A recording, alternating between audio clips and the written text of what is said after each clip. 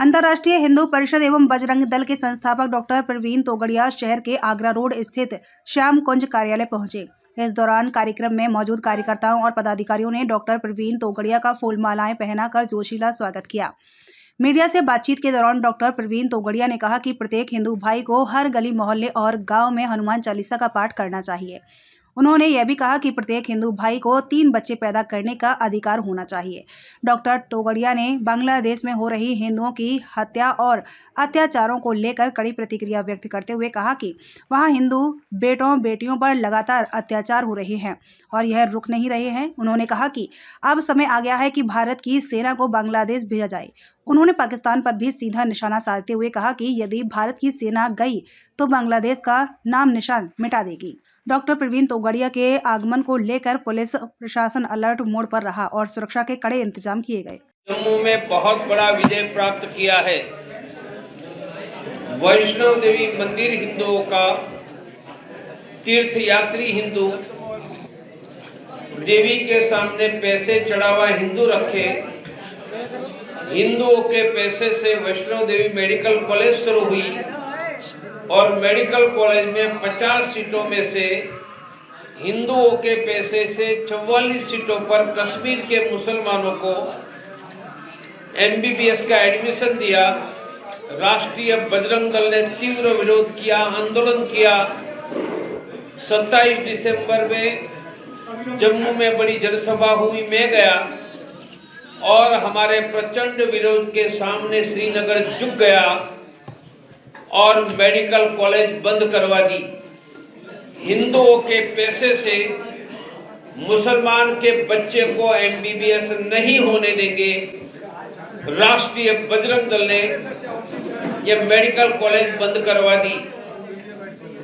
पूरे देश में इस समय हमारा अभियान गांव और शहर की गलियों में शनि या मंगलवार शाम को हर सप्ताह हनुमान चालीसा करना।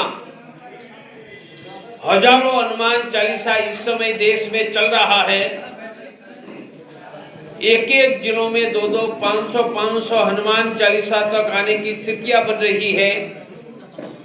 हम 1 लाख हनुमान चालीसा देश में शुरू करके यह हनुमान चालीसा करोड़ों हिंदुओं में से किसी को भी भारत में मदद चाहिए, हिंदू हेल्पलाइन से मदद करवाएगा।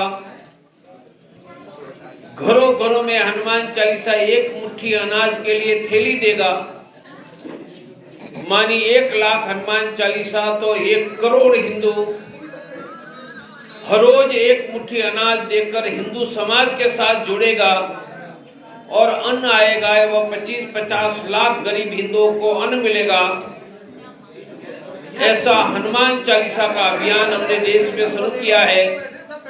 हमारी बहन बेटियां बाहर निकले तो सुरक्षित रहे, इसलिए हमने महिला सेल्फ प्रोटेक्शन ट्रेनिंग स्कूलों में, कॉलेजों में, हनुमान चालीसा केंद्र में शुरू की है। हमारा संकल्प है सुरक्षित महिला, हमारी बहन बेटियां सुरक्षित। ऐसा बहुत बड़ा अभियान हिंदुस्तान में हमने चलाया है। पूछ लीजिए दिल्ली में तो कहेंगे लगे रहो, नरेंद्र भाई, अमित भाई, योगी जी लगे रहो, बुलडोजर के साथ लगे रहो, बुलडोजर आगे बढ़ो, सब हिंदू साथ है और अब हमारी पहचान का नाम बुलडोजर है।